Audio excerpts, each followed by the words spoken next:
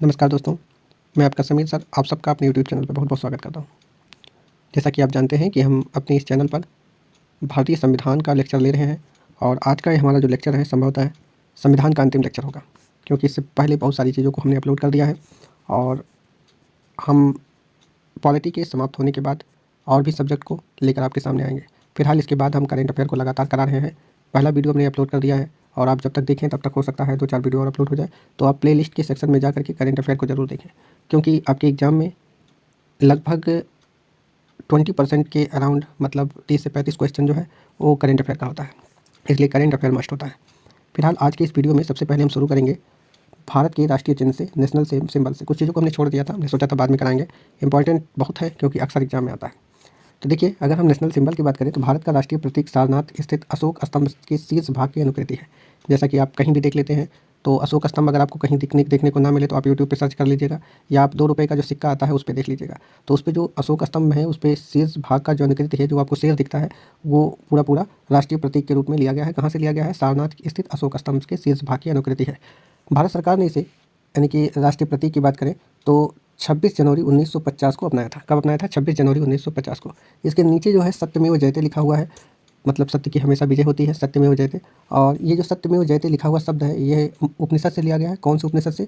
मुंडको उपनिषद से। तो बार बार क्वेश्चन आता है कि सत्यमेव जयते कहाँ से लिया गया है, तो उपनिषद से लिया गया है। अगर पूछे कौन से उपनिषद से लिया गया है तो मुंडको उपनिषद से लिया गया है। अब अगर हम बात करें शासकीय कार्य में प्रयोग में लाए जाने वाले राष्ट्रीय प्रतीक अलग अलग रंग के होते हैं, तो इसके बारे में देख लेते हैं। जैसे नीला राष्ट्रीय प्रतीक, शायद इस तरह का क्वेश्चन अभी नहीं बना है, भविष्य में बन सकता है। तो नीला जो राष्ट्रीय प्रतीक होता है वो भारत के मंत्रियों द्वारा प्रयोग में लाया जाता है। लाल राष्ट्रीय प्रतीक राज्यसभा सदस्यों एवं अधिकारियों द्वारा प्रयोग में लाया जाता है। हरा राष्ट्रीय प्रतीक लोकसभा सदस्यों द्वारा उपयोग में लाया जाता है। तो ये क्वेश्चन अभी तक नहीं बना है, मे भी भविष्य में बन जाए, या हो सकता है बन गया हो, हमारे सामने ना पड़ा हो। फिलहाल इस तरह का क्वेश्चन बहुत ही रेयर, यूपी पीसीएस में आर में तो अभी नहीं बना है। तो इसको आप देख लेंगे कि नीला राष्ट्रीय प्रतीक, हरा राष्ट्रीय प्रतीक या लाल राष्ट्रीय प्रतीक, जो तीनों है ये किसके द्वारा प्रयोग में लाया जाता है? तो नीला भारत के मंत्रियों द्वारा, लाल राज्यसभा के जो सदस्य हैं और अधिकारी हैं, और हरा लोकसभा के सदस्यों द्वारा उपयोग में लाया जाता है। अब अगर मैं बात करूं भारत के राष्ट्रीय चिन्ह जो है का उपयोग भारत के राजकीय अनुचित आयोग निषेध अधिनियम 2005 के तहत नियंत्रित होता है। ठीक है, तो ये मेन चीज़ था। अब कुछ चीज़ें देखते हैं राष्ट्रीय ध्वज से संबंधित। तो देखिए, राष्ट्रीय ध्वज यानी कि नेशनल फ्लैग की बात करें तो प्रारूप अपनाया गया 22 जुलाई 1947 को। यहाँ लिखा हुआ है 22 जुलाई 1947 को राष्ट्रीय ध्वज का प्रारूप अपनाया गया। राष्ट्रीय ध्वज को संविधान सभा में हंसा मेहता ने प्रस्तुत किया था। किसने प्रस्तुत किया था? हंसा मेहता ने। एक एक चीज़ पर जितना हम अंडरलाइन कर रहे हैं या जहाँ पे हम चिन्ह लगा रहे हैं वो सारी चीज़ें एग्जाम में आ चुकी हैं। अगर हम राष्ट्रीय ध्वज की बात करें तो ऊपर केसरिया रंग होता है, नीचे हरा रंग आप देखेंगे, और बीच में सफ़ेद रंग होता है, और उसके बीच में एक चक्र होता है जिसमें 24 तिलियाँ होती हैं। ये सब आप जानते होंगे। अगर हम राष्ट्रीय ध्वज की बात करें तो उसका जो अनुपात होता है, लंबाई और चौड़ाई का जो अनुपात होता है वो 3:2 होता है। मतलब अगर राष्ट्रीय ध्वज 3 मीटर लंबा है तो 2 मीटर चौड़ा होगा। ठीक है, इसके अलावा एक चक्र जो बीच में है उसमें 24 तिलियाँ होती हैं। केसरिया रंग जो है जागृति, शौर्य व त्याग या बलिदान का प्रतीक है। सफ़ेद रंग जो है वो सत्य एवं पवित्रता के बारे में बताता है। और हरा रंग जीवन समृद्धि के बारे में बताता है। आप देखेंगे हरा रंग जो है, जो चीज़ हरी होती है वो जीवित रहती है। तो केसरिया रंग जागृति, शौर्य या फिर त्याग या बलिदान के बारे में बताता है। सफ़ेद रंग सत्य एवं पवित्रता के बारे में, हरा रंग जीवन समृद्धि के बारे में। अब अगर हम यहाँ तक समझ गए होंगे आप निश्चित रूप से राष्ट्रीय ध्वज के बारे में, और इसके आगे हम बढ़ते हैं। तो देखिए, भारतीय ध्वज संहिता कब आया? 2002 में।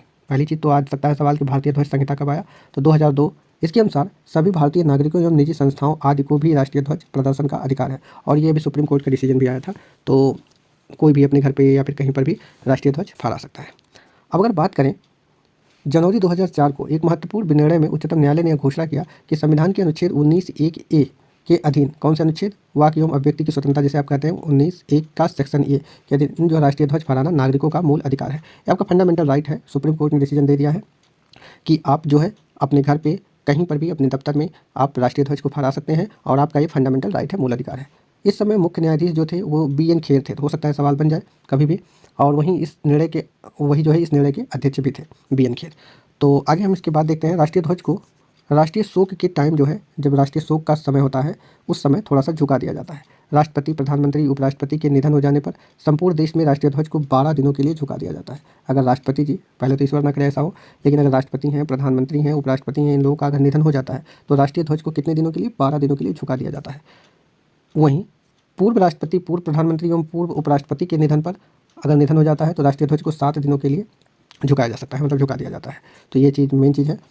अब अगर हम बात करें आगे प्रसिद्ध झंडा गीत, तो झंडा गीत पहले तो जान लीजिए, जब हम लोग छोटे छोटे थे तब तो हम लोगों का मार्च निकलता था तो उसमें झंडा गीत गाना पड़ता था। तो झंडा गीत जो है हमारा है, झंडा ऊंचा रहे हमारा, पूरी बोल है झंडा ऊंचा रहे हमारा, विजयी विश्व तिरंगा प्यारा, सदा सत्य सचाने वाला, इस तरह से करके है पूरा झंडा गीत। तो वीरों को हंसाने वाला आपको याद आ गया होगा। और इसकी जो रचना की है वो श्याम लाल प्रसाद गुप्त ने, कई बार एग्जाम में आ चुका है कि इसको किसने लिखा है। तो पहली चीज़ तो आप जान लीजिए झंडा गीत कौन है, दूसरा चीज़ इसे लिखा किसने है, श्याम लाल प्रसाद गुप्त ने लिखा है, कई बार एग्जाम में आ चुका है। ठीक है, अब आगे अगर हम बात करें, भारत की राष्ट्रीय ध्वज का पहली बार प्रदर्शन जो है 14 अगस्त 1947 को मध्य रात्रि को हुआ। ठीक है, अब हम पहुंचते हैं राष्ट्रगान पर, नेशनल एंथम जिसे आप कहते हैं। तो देखिए राष्ट्रगान और राष्ट्रगीत अगर आपको हिंदी में कन्फ्यूजन होता, पहले तो हिंदुस्तानी है तो हिंदी में कन्फ्यूजन नहीं होना चाहिए, लेकिन कुछ बच्चों को होता है। क्योंकि हम इस फील्ड में हैं इसलिए जानते हैं कि बहुत सारे लड़के कन्फ्यूज हो जाते हैं। अगर उनसे पूछो कि राष्ट्रगान क्या है तो राष्ट्रगीत बताने लगते हैं, और अगर राष्ट्रगीत पूछो तो राष्ट्रगान बताने लगते हैं। तो आप इंग्लिश में याद कर लीजिएगा। देखिए नेशनल एंथम और नेशनल सॉन्ग, सॉन्ग मतलब गीत होता है, एंथम मतलब गान होता है। तो national anthem and national song से आप याद कर लीजिएगा।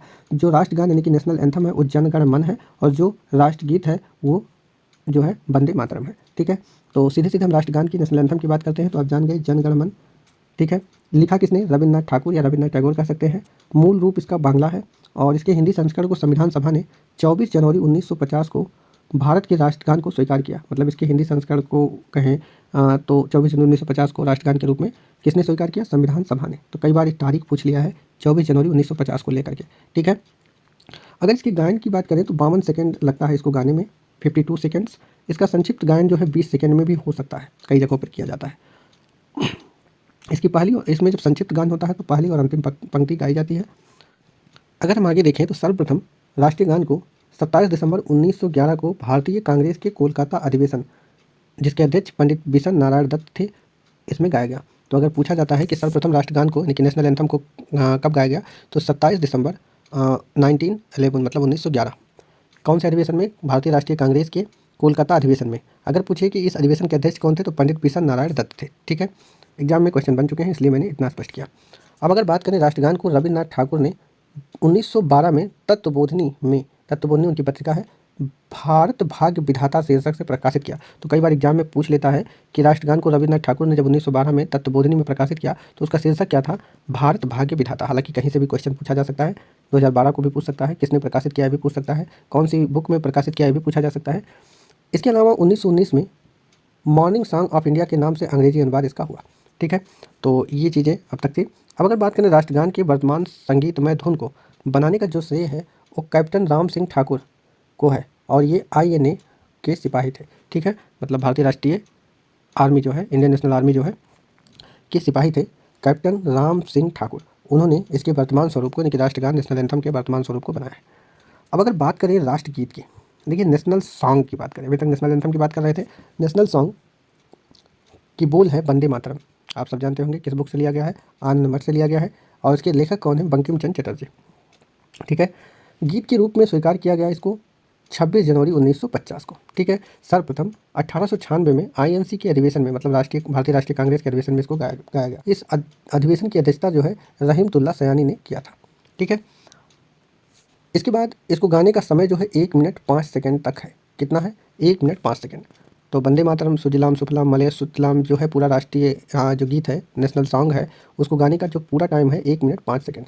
किसी भी व्यक्ति को राष्ट्रगीत गाने के लिए बाध्य नहीं किया जा सकता है। ठीक है, ऐसा नहीं है कि किसी से ज़बरदस्ती आप राष्ट्रगीत गवाएं। ठीक है, अब अगर बात करें भारतीय संसद के अधिवेशन का प्रारंभ नेशनल एंथम से होता है, मतलब राष्ट्रगान से होता है, और समापन नेशनल सॉन्ग से होता है यानी कि राष्ट्रगीत से होता है। ये चीज़ बहुत ही रेयर जगहों पर मिलता है।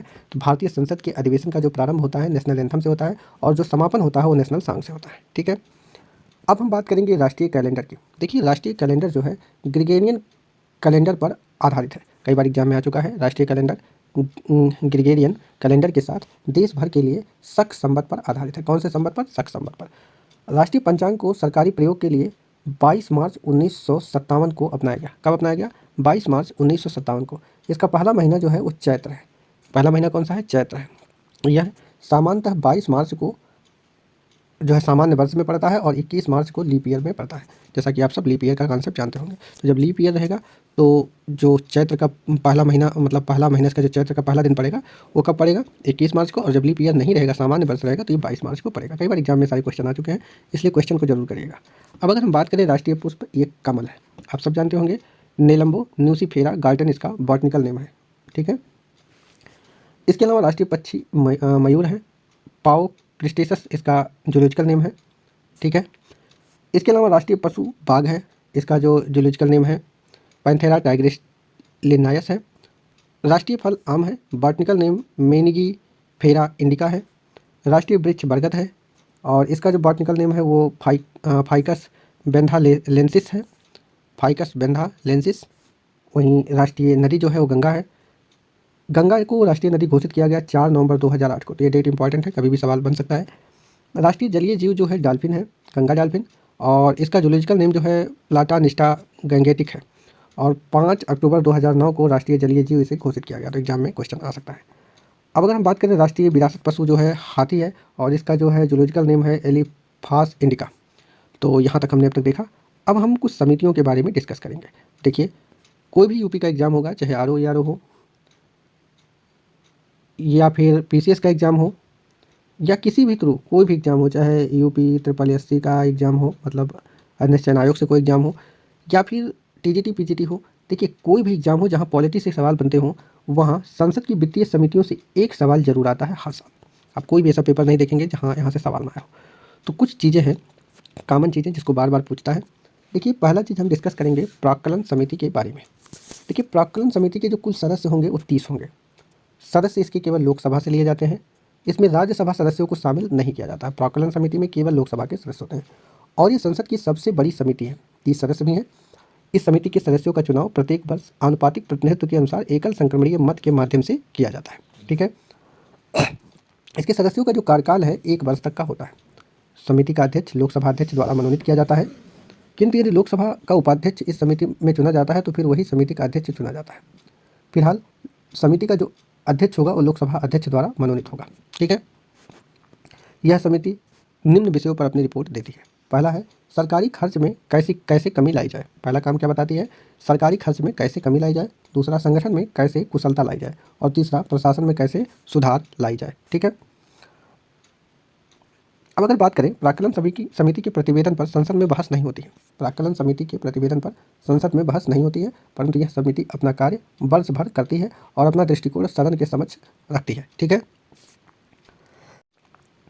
अब आगे हम बात करेंगे लोक लेखा समिति की। प्राक्कलन समिति के बाद हमारा दूसरा जो समिति है वो लोक लेखा समिति है। इसके कुल 22 सदस्य होते हैं। लोकसभा से 15 सदस्य और राज्यसभा से 7 सदस्य। सदस्य 1 वर्ष के लिए निर्वाचित किए जाते हैं। क्या किए जाते हैं? निर्वाचित किए जाते हैं। कितने समय के लिए? 1 वर्ष के लिए। इसे लघु लोकसभा भी कहा जाता है। ठीक है। समिति के सदस्यों का संसद द्वारा प्रतिवर्ष आनुपातिक प्रतिनिधित्व के आधार पर एकल संक्रमणीय मत प्रणाली की सहायता से चयन किया जाता है। अध्यक्ष का मनोनयन लोकसभा अध्यक्ष के द्वारा किया जाता है तथा लोकसभा सचिवालय इस समिति के कार्यालय की भूमिका अदा करता है। अगर बात करें 1967 में 1967 में प्रथम बार श्री मीनू मसानी विरोधी दल के नेता बने। कौन? मीनू मसानी विरोधी दल के नेता बने, तो उन्हें लोक लेखा समिति का अध्यक्ष भी मनोनीत किया गया। उसी समय से विरोधी दल के सदस्य में से किसी सदस्य को इस समिति का अध्यक्ष मनोनीत करने की परंपरा की शुरुआत हो गई। तो अगर मोटी मोटा देखा जाए तो लोक लेखा समिति का जो अध्यक्ष होता है वो विपक्ष से होता है। ठीक है। अब अगर बात करें लोक लेखा समिति में राज्यसभा सदस्यों को सह सदस्य माना जाता है तथा उन्हें मतदान का अधिकार नहीं होता है। राज्यसभा के जो सदस्य होते हैं वो मतदान नहीं देते हैं, सह सदस्य होते हैं। अब इनका मुख्य कार्य क्या क्या होता है? पहला है, यह भारत के CAG मतलब कंट्रोलर और ऑडिटर जनरल द्वारा दी गई लेखा परीक्षा संबंधी प्रतिवेदनों की जांच करता है। दूसरा चीज़ है, भारत सरकार के व्यय के लिए सदन द्वारा प्रदान की गई राशियों का विनियोग दर्शाने वाली लेखाओं की जांच करता है। तीसरा है, संसद द्वारा प्रदान की गई धनराशि के अतिरिक्त धनराशि को व्यय किया गया हो तो समिति उन परिस्थितियों की जांच करती है जिसके कारण अतिरिक्त व्यय करना पड़ा। चौथा है, समिति यानी कि लोक लेखा समिति राष्ट्रपति के वित्तीय मामलों के संचालन में आय व्यय, भ्रष्टाचार, अकुशलता में कमी के किसी प्रमाण को खोज सकती है। अगर हम बात करें, लोक लेखा समिति अपना प्रतिवेदन लोकसभा को देती है। ठीक है। देखिए, लोक लेखा समिति को कैग का जुड़वा बहन भी कहा जाता है, तो ये सारी चीज़ें मैं पहले ही करा चुका हूँ। तीसरा जो हमारी समिति है वो सरकारी उपक्रमों की समिति है। देखिए, इस समिति का गठन कृष्ण मेनन समिति की संस्तुति के आधार पर 1963 में संसद द्वारा, यानी कि लोकसभा संसद में शामिल थी, किया गया। तो सरकारी उपक्रमों की समिति जो है कब गठित की गई पहली बार? 1963 में। किसके द्वारा? संसद द्वारा। और किसकी संस्तुति पर? कृष्ण मेनन समिति की संस्तुति पर। अगर सरकारी उपक्रमों की समिति के टोटल मेंबर की बात करें तो इसमें कुल 22 सदस्य होते हैं। 15 सदस्य लोकसभा के और 7 सदस्य राज्यसभा में, मतलब राज्यसभा के। सदस्यों का जो चुनाव होता है राज्यसभा द्वारा किया जाता है। आनुपातिक प्रतिनिधित्व की एकल संक्रमणीय मत पद्धति द्वारा निर्वाचित किए जाते हैं। ठीक है। कोई भी मंत्री इस समिति का सदस्य नहीं होता है। कोई भी मंत्री इस समिति का सदस्य नहीं होता है। प्रत्येक वर्ष मई के प्रारंभ में इस समिति का गठन किया जाता है। कब किया जाता है? मई के प्रारंभ में। समिति का अध्यक्ष लोकसभा अध्यक्ष द्वारा नामजद किया जाता है। किसके द्वारा? लोकसभा अध्यक्ष द्वारा नामजद किया जाता है। इसके कार्य क्या होते हैं? पहला कार्य है सरकारी उपक्रमों के प्रतिवेदनों और लेखाओं की तथा उन पर नियंत्रण एवं महालेखा परीक्षक के प्रतिवेदनों की जांच करना। दूसरा, ऐसे विषयों की जांच करना जो सदन व अध्यक्ष द्वारा निर्दिष्ट किए जाए। अब इसके बाद हम कुछ अन्य समितियों को देखेंगे।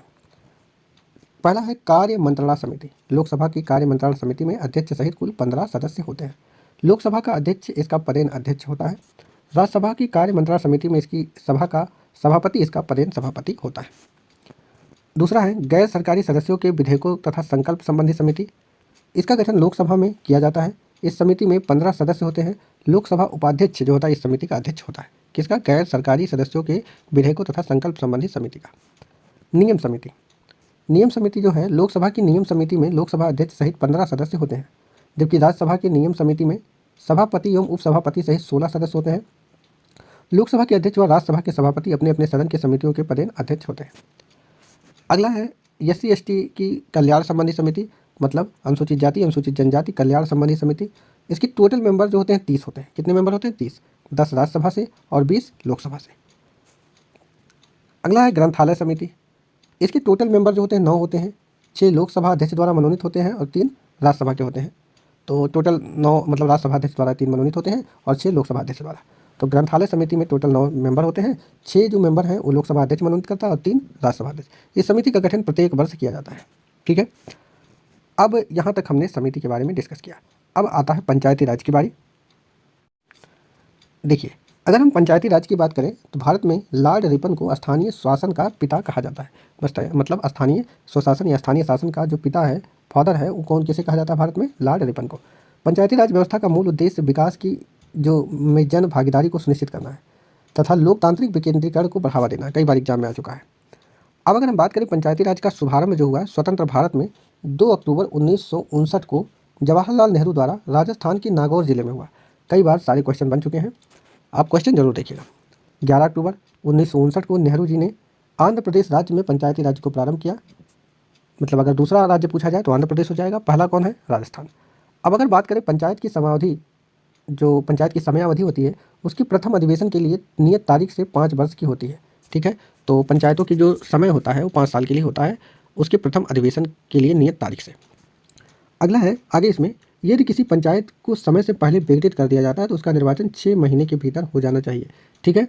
किंतु यदि पंचायत ऐसे समय विघटित किया गया है जब उसकी अवधि 6 माह से कम बची हो तो शेष अवधि के लिए निर्वाचन कराना जरूरी नहीं होता है। ठीक है। अनुच्छेद 243 के अनुसार पंचायत का सदस्य बनने के लिए न्यूनतम आयु जो है 21 वर्ष होना चाहिए। अब हम बात करते हैं 73वें संविधान संशोधन की। देखिए, 73वां संविधान संशोधन पंचायती राज से संबंधित है। किससे संबंधित है? पंचायती राज से। इसके द्वारा संविधान के भाग 9 अनुच्छेद 243 का से रात तक कुल 16 अनुच्छेद तथा अनुसूची 11 का प्रावधान किया गया। भाग 9 अनुच्छेद 243 में का से रात तक 16 अनुच्छेद और अनुसूची 11 का प्रावधान किया गया। किसके तहत?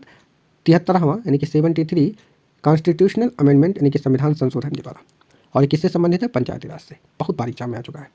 वर्ष 1986 में गठित LM सिंघवी समिति की सिफारिश के आधार पर 73वें संविधान संशोधन अधिनियम 1993 के द्वारा पंचायती राज को संवैधानिक दर्जा प्रदान किया गया। ठीक है। कौन सी समिति की सिफारिश पर? सिंघवी समिति, LM सिंघवी समिति। वर्तमान में पंचायती राज व्यवस्था नागालैंड, मेघालय, मिजोरम राज्यों को छोड़कर अन्य राज्यों में तथा दिल्ली को छोड़कर अन्य सभी यूनियन टेरिटरी मतलब संघ शासित प्रदेशों में लागू है। तो कहाँ कहाँ नहीं लागू है? नागालैंड में, मेघालय में, मिजोरम में और दिल्ली में। इसके अलावा हर जगह पंचायती राज व्यवस्था लागू है। 73वां संविधान संशोधन की जो मुख्य बातें हैं उसको देख लेते हैं। देखिए, पहला है इसके द्वारा पंचायती राज्य के त्रिस्तरीय ढांचे का प्रावधान किया गया। ग्राम स्तर पर ग्राम पंचायत, प्रखंड स्तर पर पंचायत समिति एवं जिला स्तर पर जिला परिषद के गठन की व्यवस्था की गई। दूसरा है पंचायती राज्य के प्रत्येक स्तर पर 1/3 सदस्यों पर महिलाओं के लिए आरक्षण की व्यवस्था की गई। कितने सदस्यों पर? 1/3। ठीक है। आगे है इसका कार्यकाल 5 वर्ष निर्धारित किया गया है। पंचायत भंग होने पर 6 माह के अंदर निर्वाचन होंगे। कितने समय के लिए? 6 माह के लिए के अंदर। चौथा है राज्य की संचित निधि से इन संस्थाओं को अनुदान देने की व्यवस्था की गई है। इसके अलावा 73वें संविधान संशोधन के बाद पंचायती राज अधिनियम का निर्माण करने वाला प्रथम राज्य कर्नाटक है। पंचायती राज अधिनियम की बात की जा रही है। ठीक है। अब अगर बात करें 74वां संविधान संशोधन, यह संशोधन नगर पालिकाओं से संबंधित है। किससे संबंधित है? नगर पालिकाओं। इसके द्वारा संविधान के भाग 9 का अनुच्छेद ता से या छा तक एवं 12वीं अनुसूची का प्रावधान किया गया। तो नगर पालिकाओं से संबंधित जो प्रावधान 74वें संविधान संशोधन द्वारा किया गया, उसके द्वारा भाग 9 का अनुच्छेद ता से या छा तक और 12वीं अनुसूची का प्रावधान किया गया है।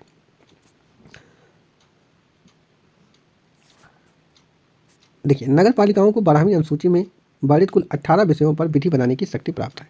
और वहीं अगर हम पंचायतों की बात करें 73वें संविधान संशोधन की, तो उसमें कुल 29 विषय होते हैं, जिसको वहाँ पे छूट किया था, यहाँ जान लीजिए। और नगर पालिकाओं से संबंधित जो 12वीं अनुसूची है उसमें 18 विषय, और पंचायत से संबंधित जो 11वीं अनुसूची है उसमें 29 विषय हैं। ठीक है, तो ये चीज़ जान लीजिए।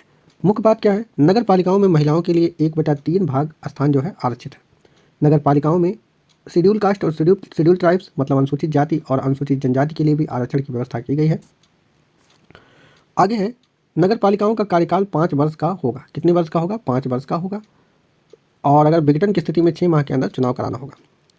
अब हम नगर पालिकाओं के प्रकार को देखते हैं। तो पहला है नगर पंचायत, ऐसा ग्रामीण क्षेत्र जो नगर क्षेत्र में परिवर्तित हो गया हो।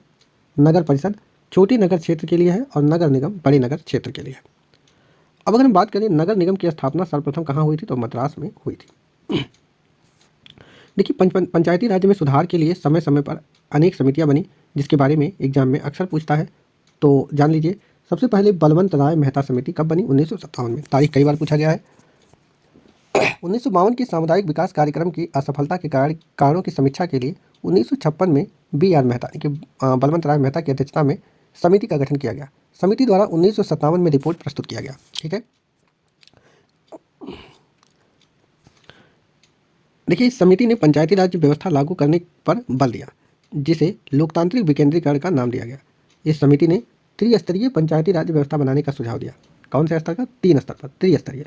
जिला स्तर पर जिला परिषद, प्रखंड स्तर पर पंचायत समिति और ग्राम स्तर पर ग्राम पंचायत। और अधिकतर भारतीय राज्यों में यह लागू भी है। ठीक है। 1958 में राष्ट्रीय विकास परिषद द्वारा मेहता समिति की सिफारिशों को मंजूरी प्रदान की गई। ठीक है। अब अगर बात करें अशोक मेहता समिति 1977, तो 1977 में पंचायती राज कार्यक्रम की असफलता के कारणों का अध्ययन करने हेतु अशोक मेहता समिति का गठन किया गया। इस समिति में 2 स्तरीय पंचायती राज व्यवस्था बनाने का सुझाव दिया गया। कितने स्तरीय? 2 स्तरीय। जिले में जिला परिषद और मंडल में मंडल पंचायत।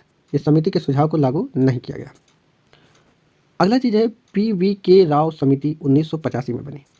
तो कई बार राव समिति के नाम से और भी समितियां अलग चीज़ों के लिए बनी हैं, तो फंसा देता है। तो ये जान लीजिए, PVK राव समिति पूरा देख लीजिए। PVK राव समिति 1985 में बना। 1985 में ग्रामीण विकास एवं गरीबी उन्मूलन के लिए उपयुक्त प्रशासनिक व्यवस्था की सिफारिश के लिए राव समिति का गठन किया गया। इस समिति ने शेड्यूल ट्राइब्स तथा मतलब अनुसूचित जनजातियों और महिलाओं के लिए आरक्षण की सिफारिश की। इस समिति के 4 स्तरीय पंचायती राज व्यवस्था बनाने का सुझाव दिया। तो राव समिति ने कितने स्तरीय? 4 स्तरीय पंचायती राज व्यवस्था बनाने का सुझाव दिया। ठीक है। पूरा नाम PVK राव समिति की बात कर रहे हैं। राज्य स्तर पर राज्य विकास परिषद, जिला स्तर पर जिला परिषद, मंडल स्तर पर मंडल पंचायत और ग्राम स्तर पर ग्राम पंचायत। इस समिति ने ग्राम पंचायतों में नियमित चुनाव कराने की सिफारिश की थी। इस समिति के सुझाव को लागू नहीं किया गया। ठीक है। चौथा है LM सिंधवी समिति। कब बना? 1986 में। 1986 में डॉक्टर ML सिंधवी की अध्यक्षता में गठित इस समिति ने पंचायतों को आर्थिक रूप से आत्मनिर्भर बनाने तथा पंचायतों के पुनर्गठन की सिफारिश की। ठीक है। आगे है 64वां संविधान संशोधन 1989।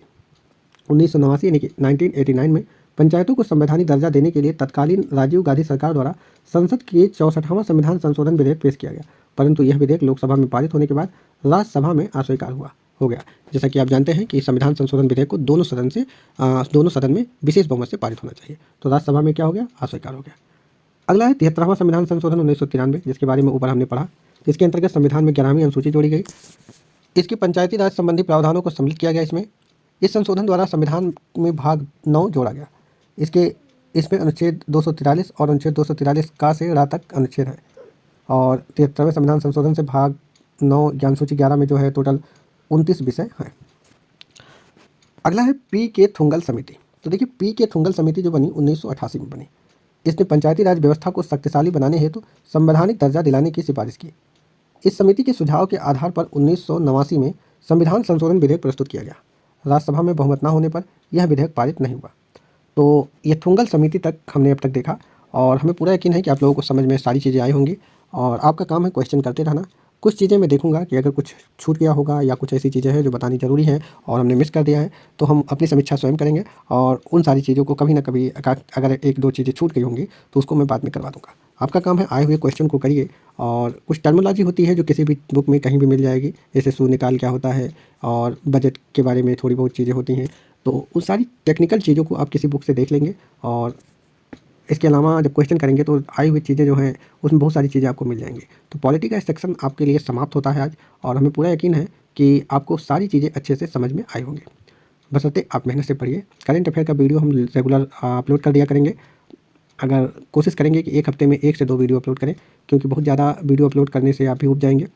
और अभी एग्ज़ाम जो है कुछ दिनों बाद होगा, तब तक आपके लिए पर्याप्त मैटर होगा। आप क्वेश्चन करते रहिए। फिलहाल आज यहीं पे हम अपनी वारी को विराम देते हैं। नेक्स्ट चीज़ लेकर के, कोई और सब्जेक्ट लेकर के हम आपके सामने आएंगे और सारी चीज़ों को आपको बताने का प्रयास करेंगे। फिलहाल आज के लिए इतना ही। फिर मिलेंगे नए चीज़ के साथ, नए सब्जेक्ट के साथ। तब तक के लिए नमस्कार।